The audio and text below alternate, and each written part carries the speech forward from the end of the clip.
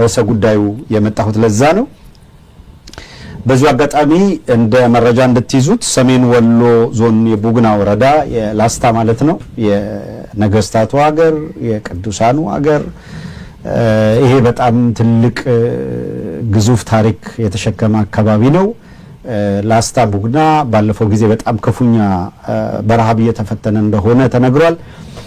አሁን የሚገርማችሁ በዛና በዚህ ጥድፊያና ግርግሩ በስቶ ለጊዜው ተጀምሮ የነበረውም የእርዳታ ማሰባሰብ እንደምታውቁት የጃርት ታቃላችሁ በቃ ዝም ብላ ሾህ ስትበታትን የምትውል የጃርት ፖለቲካ ሁለተኛ ጃርት ዱባ ስታገኝ ባትበላው ችርችፍችፍ አርጋ ማበላሸት ነው።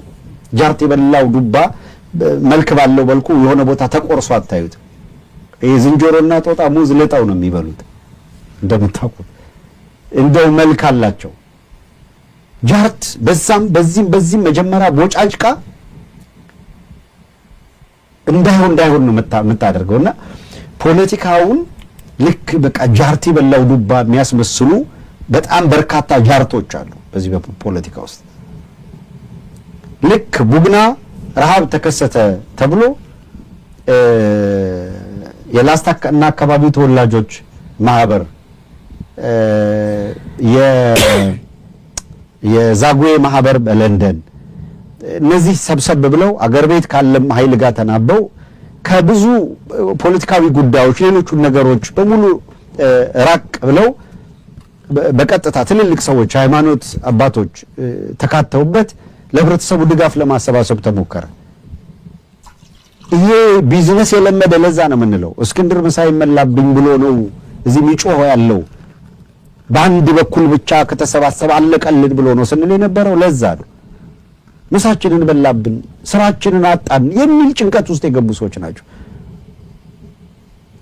የቡግና ረሃብ ሲመጣ በአንድ ሳምንት ውስጥ 20 ምናምን ድርጅት ተፈጠረ። ገንዘብ ሰበስባለሁ እያንዳንዱ በየስርቻው እንትን ምንድነው ፖስተር ሲያትመዋል። እኔም አሁን የሉም ተመልከቱ፣ አንዳቸውም የሉም።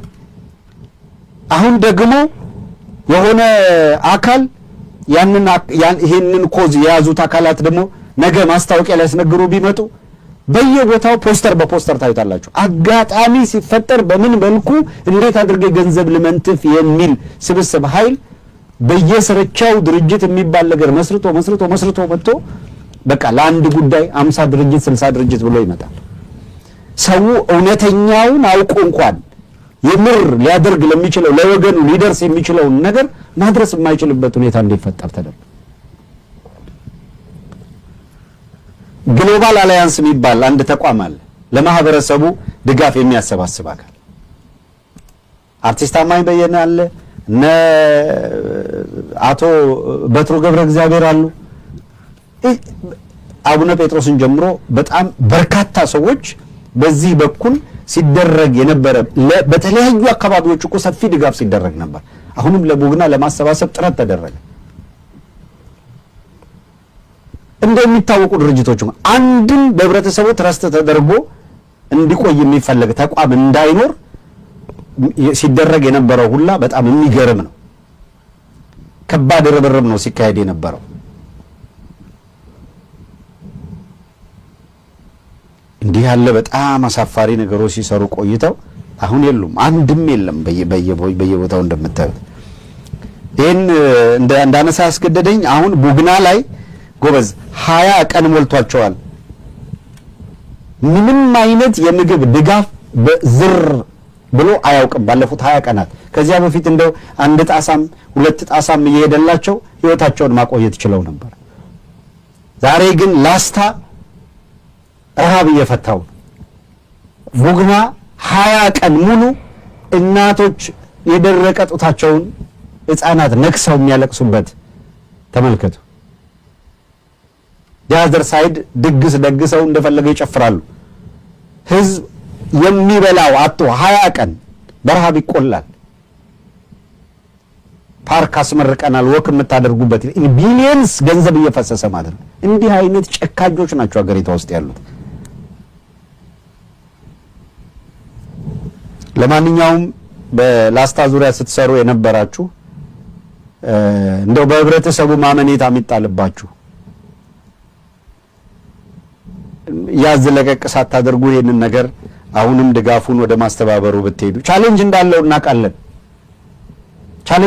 እናውቃለን ግን ምንም ምርጫ የለም በቃ ይሄ ህዝብ በቃ የፈረደበት ህዝብ ሆኗል በረሃብ ጉዳይ እንኳን አስተባብረን እናድርስ ብለው የተዘጋጁ ሰዎች እነሱ እንኳን ድጋፍ አሰባስበው እንዳይሄዱ ሌላ አይደለም የገዛ ልጆቹ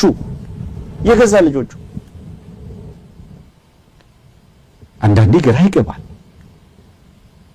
ይመጡና ግሎባል አሊያንስ ሌላ ቦታ ሲያሰባስብ ለከሌ ሲረዳ ለዚህ ብሔር ሲረዳ አማራው ጋር አረዳ የሚሉና ይጮሃሉ ከዛ ለቡግና ልንረዳ ነው ድጋፍ ለናሰባስብ ነው ሲባል ደግሞ እንዴት እነሱ ያሰባሉ ለነሱ እንዴት ተሰጣላችሁ እስኪ ታዘቡ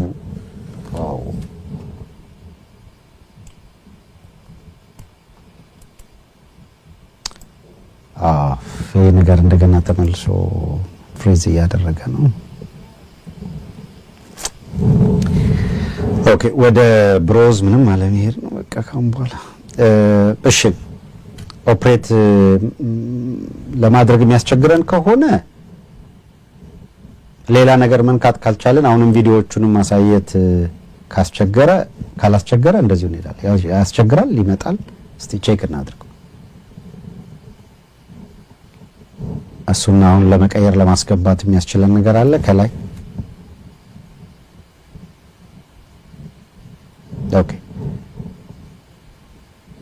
ስለዚህ ይሄው ስክሪኑ እንዳለ ይሁንና ቪዲዮዎቹን አስገብተን መቀጠል እንችላለን እንደዛ ይሄው ሳይነካካ መሄድ እንችላለን ማለት ነው ኦኬ አንተም ግባ ወደ ጉዳያችን ይሄድና በዚሁ መልኩ መቀጠል እንችል ይመስልናል ባካችሁን በተቻለ መጠን በጀመርነው መልኩ የላስታ እና አካባቢ ተወላጆችም የግሎባል አላያንስ ሲሆን ተነጋግራችሁ እንደ ተቋም ሁለታችሁም የተናበባችሁ አንድ ነገር አድርጋችሁ ለማህበረሰቡ ትደርሱ ሌላ ለጊዜው ተታችሁት እዛ ላይ ቢያንስ የተወሰነው ኃይል እዛ ቢያተኩር ሌላው ደግሞ በሌላው ላይ ቢያተኩር የሚል ነገር ለማንሳት ነው የተወሰነውን ይሄ ምንም ቢደረግ የማይጠማውን አካል ጫጫታ በመተው ስራችሁ ላይ ብታተኩሩ ከማህበረሰባችንም የኡነት ይሄ ዝም ብሎ የፌስቡክ የቲክቶክ ምናምን ሞቢላይዜሽን ላይ ተቶ ያየ የሚፈርድበት አመዛዝኖ የሚፈርድበት ሊና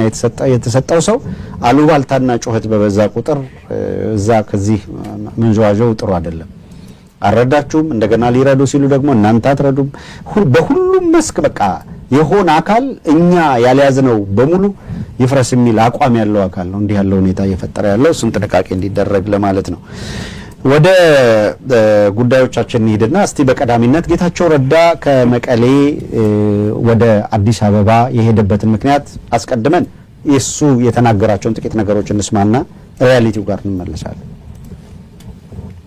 በትግራይ እየተካሄደ ያለው ምንድነው ቢሮን ስለተቆጣጠሩ ብቻ መንግስት ሆኑ በኃይል ማህተምን መቀማት ወዲያውኑ የመንግስትነት ስልጣን ያስገኝላቸዋል ማለት አይደለም እያልን ያለነው ብዙ ህዝብ ቁጣውን እየገለጸ ነው በተወሰኑ ቦታዎች ላይ የአንዳንድ እብድ ሰዎችን የመንግስት ማህተምን የመንጠቅ ፍላጎት ለማሟላት ሲባል ተኩስ ተደርጓል አሁን ትግራይ ነው ያሉት አይደለም አዲስ አበባ ነኝ ለምን ከትግራይ ወጡ ጠቅላይ ሚኒስትሩ ደወሉልኝ ያለውን ሁኔታ መረዳት ይፈልጋሉ እናም ጉዳዩን ለመወያየት መጣው ከእርሳቸው ጋር ብቻ ሳይሆን ከምዕራባውያን ዲፕሎማቶች ጋርም ለመወያየት ነው አመጣጤ ምዕራባውያን አምባሳደሮች ጋር ተወያይቻለሁ Western diplomats and I had this opportunity to discuss this with 7 ambassadors from Europe from the United States ወደ መቀለ በቅርቡ ይመለሳሉ አዎ ይመለሳሉ መቼ ከጠቅላይ ሚኒስትሩ ጋር ያለኝን ውይይት መጨረስ አለብኝ ሌሎች ውይይቶችንም እንዲሁ ስለዚህ በሚቀጥለው ሳምንት መጀመሪያ አካባቢ ይመለሳለሁ እቅዳችን እንደዚያ ነው early next week that's the plan የሚወራው ግን ከትግራይ እንደሸሹ ነው ለምን ከትግራይ ሸሻለሁ? ባለው የጸጥታ ሁኔታ ምክንያትና ነገሮች ከቁጥጥር ውጪ በመሆናቸው። ይህንን ልንገርሽ፣ ከህዝብ ጋር ውይይት እያደረግኩ ነበር። ያኔ ጊዜ አስተዳደሩን በማዋቀር አጋር ከሆነው ከፌዴራል መንግስት ተደወለልኝ። ምክንያቱም ያለው ሁኔታ አስጊ ስለሆነ ትግራይ ላይ ኃላፊነት ያላቸውን ሰዎች ወደ መዲናዋ የመጥራትና ነገሮችን የመረዳት ምክንያት አላቸው። በዚህ ምክንያት መሄዴ አግባብነት አለው። They have every reason to summon people who are in charge of Tigray to the capital and see things for themselves. So it was entirely appropriate that I go. You've asked for support from the federal. የፌዴራል መንግስትን እገዛ ጠይቀዋል። የፌዴራል መንግስት ኃይል ልኮ እንዲያግዝ ነው የፈለጉት። To back your government there in Tigray. ምንም እንኳን በፕሪቶሪያ ስምምነት መሰረት የፌዴራል መንግስት ኃይል የማሰማራት ስልጣን ቢኖረውም ሰራዊት በመላክ የሚደረግ ጣልቃ ገብነት የተሻለ ነው ብዬ አላስብም።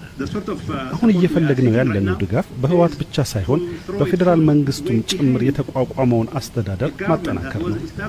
በመሆኑ የፌዴራሉ መንግስት ጣልቃ ገብነት ሰራዊት በማሰማራት ላይ ሆን ይችላል። ዋናው ነገር ሁከት እየፈጠሩ ያሉ ሰዎች ወደ ልቦናቸው እንዲመለሱ ማድረግ ነው። ፌዴራል መንግስት ይበቃናል። ይወስዳል። ምናየው